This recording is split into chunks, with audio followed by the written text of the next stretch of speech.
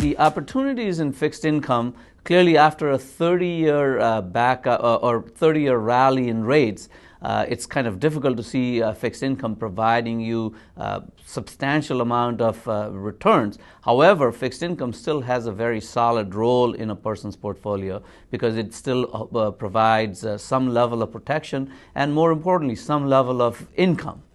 So I think that's really the right way to think about fixed income. And in that context, the preponderance of our assets at Oppenheimer are in credit assets in fixed income. And credit as an asset class in that environment where rates rise because the economy is doing better, presumably will do better than government bonds and safe assets in fixed income. So we think our relative performance, even in that environment, would probably be better. And the best example that I can give you about that is our muni franchise, which will do very well or will do reasonably well in that environment because spreads would tighten.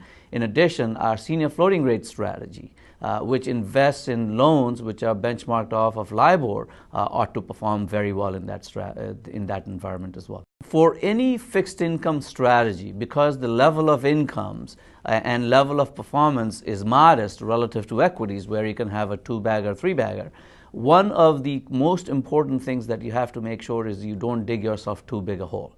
And that's what risk control is all about.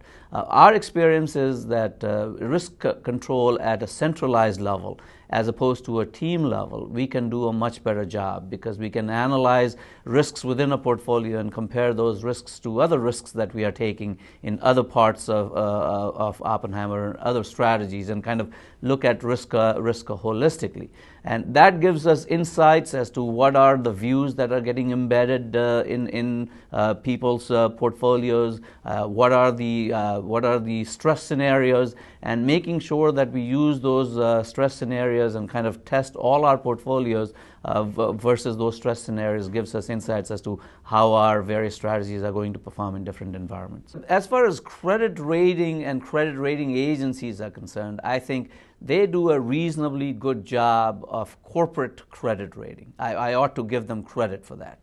And they have done a terrible job of analyzing structured credit.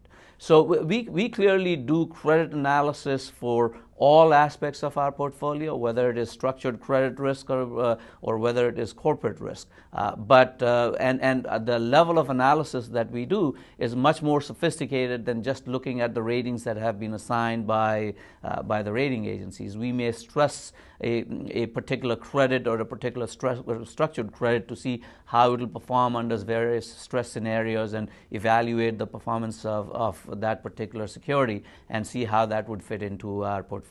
So, for the most part, we take the rating agencies' rating as a given. However, we don't rely on it as a big driver of our portfolio construction process. We come up with our own assessment of the credit and embed that credit in our portfolio if we like it at that particular level.